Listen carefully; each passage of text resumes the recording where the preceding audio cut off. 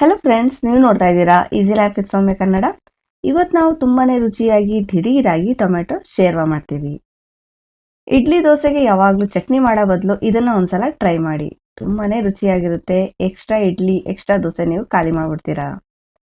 ಹಾಗಾದ್ರೆ ಬನ್ನಿ video start ಮಾಡೋಣ. ಮೊದಲಿಗೆ ಒಂದು ಮಸಾಲಾ ಪೇಸ್ಟ್ ರೆಡಿ ಮಾಡ್ಕೋಬೇಕು. ಗ್ಯಾಸ್ ಮೇಲೆ ಒಂದು ಬಾಣಲೆ ಇಟ್ಟಿದ್ದೀನಿ. ಈಗ ಇದಕ್ಕೆ 2 ಟೇಬಲ್ ಸ್ಪೂನ್ ಅಷ್ಟು ಎಣ್ಣೆ ಹಾಕೊಂಡು ಬಿಸಿ ಮಾಡ್ಕೊಂಡಿದ್ದೀನಿ. ಎಣ್ಣೆ ಬಿಸಿ ಆದಮೇಲೆ ಇದಕ್ಕೆ ಒಂದು ದೊಡ್ಡ ಸೈಜಲ್ಲಿ ಈರುಳ್ಳಿ, ಚೂರು ಶುಂಠಿ ಮತ್ತು 7ರಿಂದ 8 ಬೆಳ್ಳುಳ್ಳಿ ಹೆಸರು ಮತ್ತು ಚೂರು ಕರ್ಬೇವಿನ ಸೊಪ್ಪು ಹಾಕೊಂಡು ಹುರ್ಕೋಬೇಕು.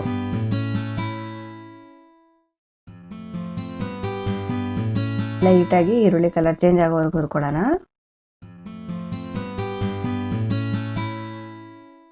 ಇವಾಗ ಈರುಳ್ಳಿ ಚೆನ್ನಾಗಿ ಫ್ರೈ ಆಗಿದೆ. ಇವಾಗ ಇದಕ್ಕೆ 1 ಟೇಬಲ್ ಸ್ಪೂನ್ ಅಷ್ಟು ಧನಿಯಾ ಕಾಳು, 2 ಬ್ಯಾಡಗಿ ಮೆಣಸಿನ್ಕಾಯಿ, ಲವಂಗ 3, ಚಕ್ಕೆ ಚೂರೇ ಚೂರು ಚಿಕ್ಕ ಪೀಸು, 1 ಯಾಲಕ್ಕಿ ಮತ್ತು ಒಂದು 4-5 ಗೋಡಂಬಿ ಹಾಕೋತಾ ಇದ್ದೀನಿ.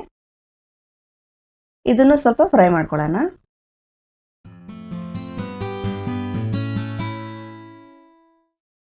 ಇವಾಗ ಟೊಮಾಟೊ ಹಣ್ಣು ಸೇರಿಸ್ಕೊಳ್ಳೋಣ.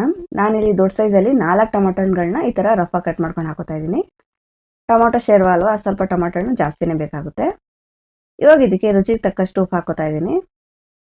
ಟೊಮಾಟೊ ಜೊತೆನೆ ಉಪ್ಪು ಹಾಕಿದ್ರೆ ಟೊಮಾಟೊ ಹಣ್ಣು ಬೇಗ ಸಾಫ್ಟ್ ಆಗುತ್ತೆ. ಒಂದ್ಸಲ ಮಿಕ್ಸ್ ಮಾಡಿಕೊಂಡು ಮುಚ್ಚಿಬಿಟ್ಟು ಟೊಮಾಟೊ ಹಣ್ಣು ಸಾಫ್ಟ್ ಆಗೋವರೆಗೂ ಕುಕ್ ಮಾಡ್ಕೊಳ್ಳೋಣ. 4-5 ನಿಮಿಷದಲ್ಲೇ ಬೆಂದೋಗುತ್ತೆ. ನೋಡಿ ಎಷ್ಟು ಸಾಫ್ಟ್ ಆಗಿದೆ ಈಗ. ಇವಾಗ ಗ್ಯಾಸ್ ಆಫ್ ಮಾಡಿಕೊಂಡು ಇದಕ್ಕೆ 2 ಟೇಬಲ್ ಸ್ಪೂನ್ ಅಷ್ಟು ಕಾಯಿ ತುರಿ ಸೇರಿಸ್ಕೊಳ್ಳೋಣ. ಒಂದ್ಸಲ ಮಿಕ್ಸ್ ಮಾಡಿಕೊಂಡು ಈ ಮಸಾಲೆನ ತಣ್ಣಗಾಗ್ಬಿಡೋಣ. ತಣ್ಣಗಾದ್ಮೇಲೆ ಇದನ್ನ ನುಣ್ಣಗೆ ರುಬ್ಕೋಬೇಕು.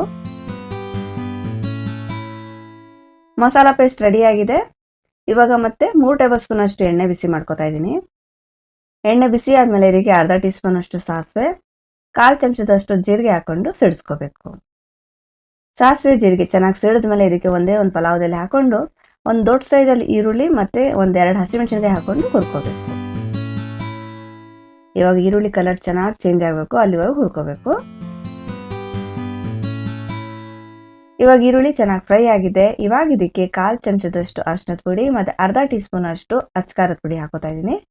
ಅಚ್ಕಾರದ ಪುಡಿ ಇದು ಮೀಡಿಯಮ್ ಆಗಿದೆ. ನಿಮಗೆ ಖಾರ ಜಾಸ್ತಿ ಬೇಕು ಅಂದರೆ 1 ಟೀ ಸ್ಪೂನ್ವರೆಗೂ ಹಾಕೋಬೋದು. ಆದರೆ ನಾವು ಮಾಡ್ತಿರೋ ಕ್ವಾಂಟಿಟಿಗೆ ಇಷ್ಟು ಖಾರದ ಪುಡಿ ಸಾಕು. ಒಂದ್ಸಲ ಮಿಕ್ಸ್ ಮಾಡಿಕೊಂಡು ರುಬ್ಬಿದ್ವಲ್ಲ ಆ ಮಸಾಲೆ ಸೇರಿಸ್ಕೋಬೇಕು.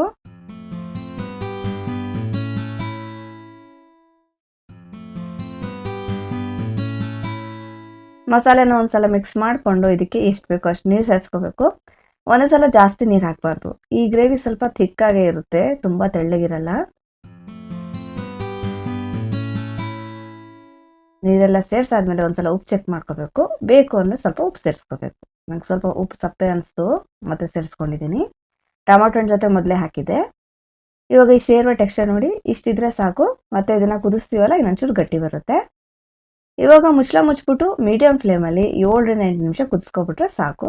ಶೇರ್ವಾ ರೆಡಿ ಆಗಿಬಿಡುತ್ತೆ. 7ರಿಂದ 8 ನಿಮಿಷ ಆಗಿದೆ. ಶೇರ್ವಾ ಚೆನ್ನಾಗಿ ಕುದೀತಾ ಇದೆ. ಟೆಕ್ಸ್ಚರು ಪರ್ಫೆಕ್ಟ್ ಆಗಿದೆ. ಇವಾಗ ಲಾಸ್ಟಲ್ಲಿ ಸ್ವಲ್ಪ ಕರ್ಬೇವಿನ ಸೊಪ್ಪು ಮತ್ತು ಸ್ವಲ್ಪ ಕೊತ್ತಂಬರಿ ಸೊಪ್ಪು ಸೇರಿಸ್ಕೊಂಡು ಒಂದ್ಸಲ ಮಿಕ್ಸ್ ಮಾಡ್ಕೋಬೇಕು.